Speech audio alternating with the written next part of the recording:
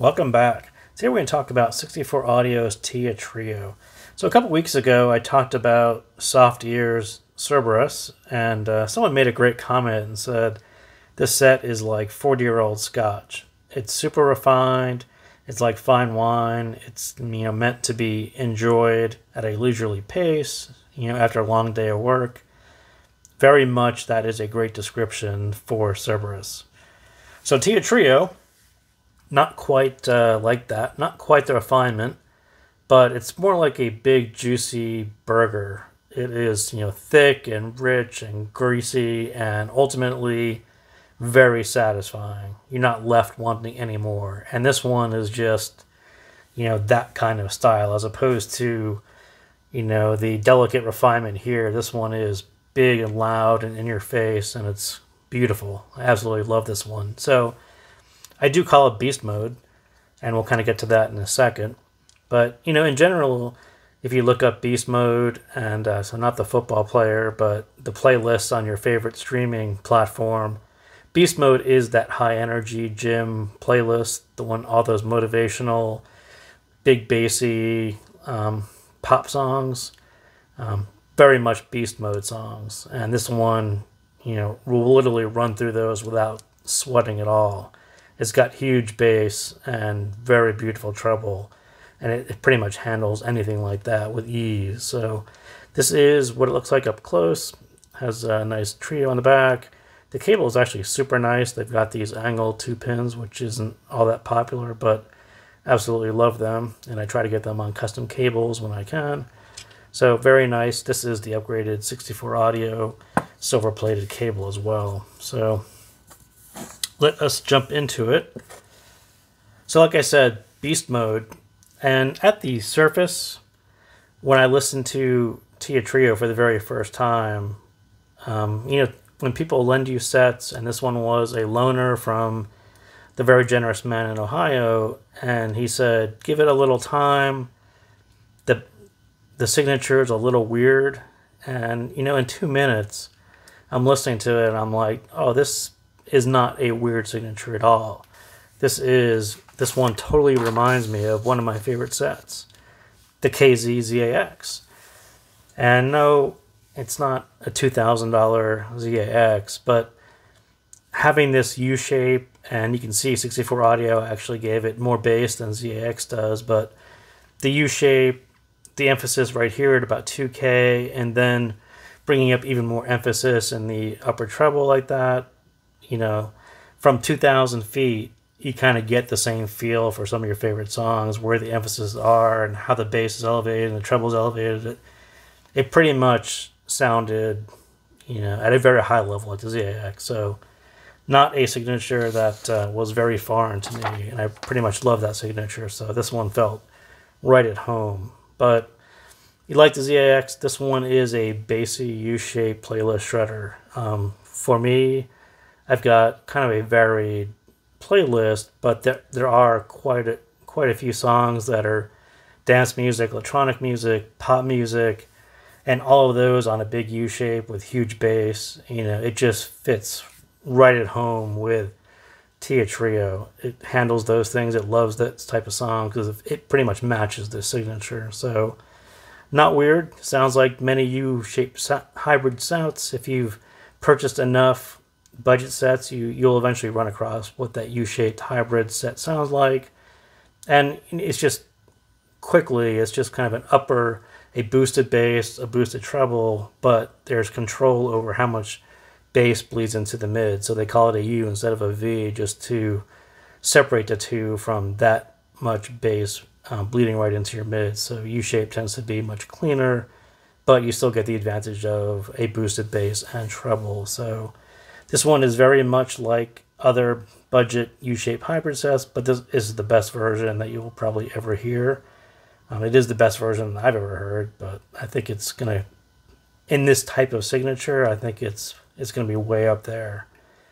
So where every budget set has issues, Tia Trio has like no issues. It is super polished, and I say super polished because even when you talk about a KZ set, there's so many peaks and tonality and timbre, all these weird issues.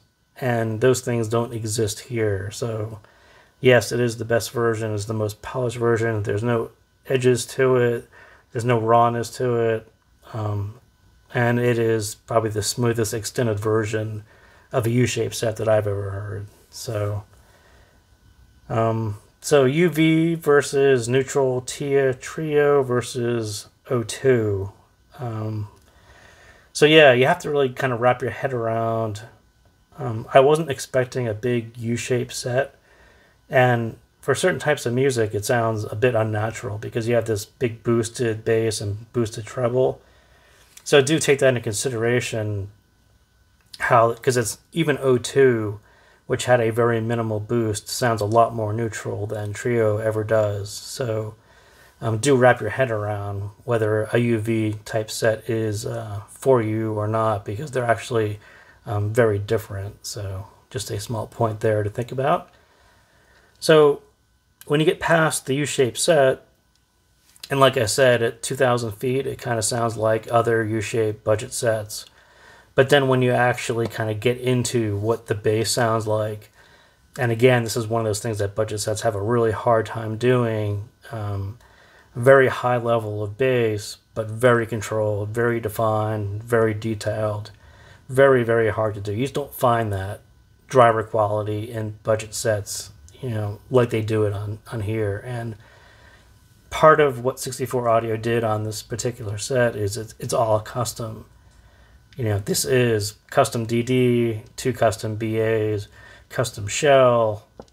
Everything is pretty much purpose-built just for this set. They didn't pull some off-the-shelf drivers, throw them into a shell, and put a big high price tag on it. This thing is, very much very custom. And you could tell it in the dynamic driver. It sounds like a big subwoofer, but turned up slightly more than natural or neutral.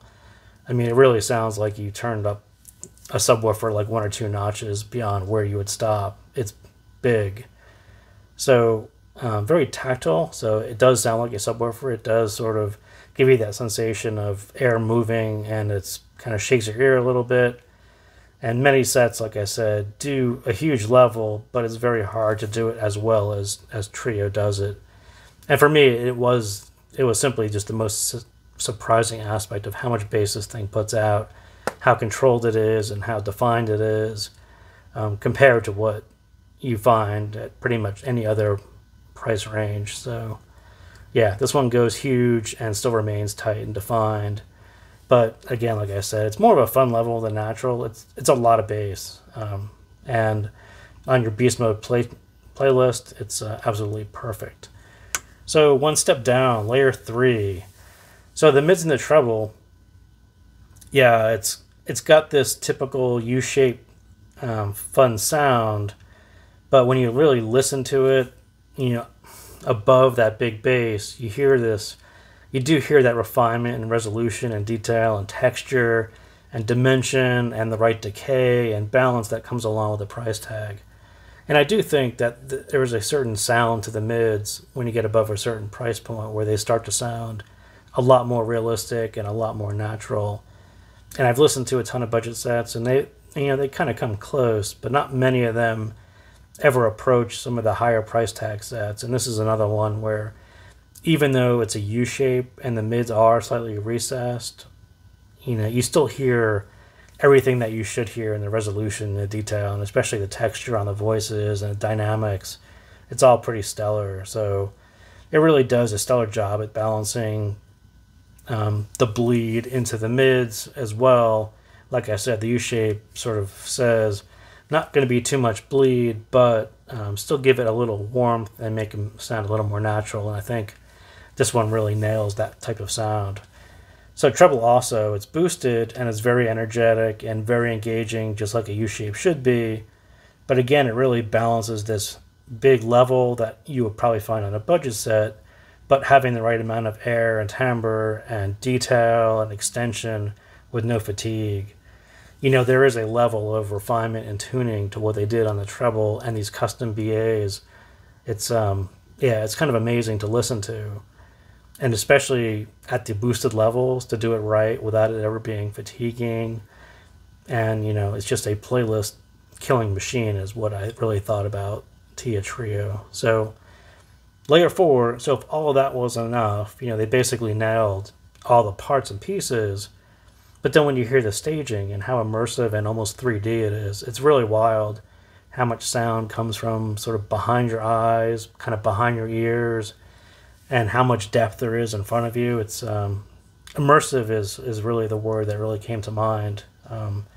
Very 3D wrapped around your head, with your head is almost centered into that stage, as opposed to other sets which may go deep and it sort of feels like you're front row at the stage. This one tends to feel like you're a little closer, maybe on stage. It's definitely kind of unique. There aren't many sets who do that really well. This one is definitely one of them.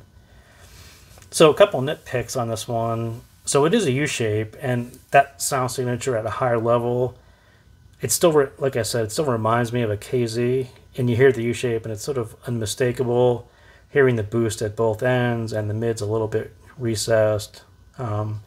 So it does feel a little less unique than something like Cerberus does, but you're basically paying for custom everything, refined and polished and tuned to perfection for this signature on 64 audio. So yes, it is very expensive and it has a signature that you could probably find in other places, but probably no one is going to do it as well as they did it on this one.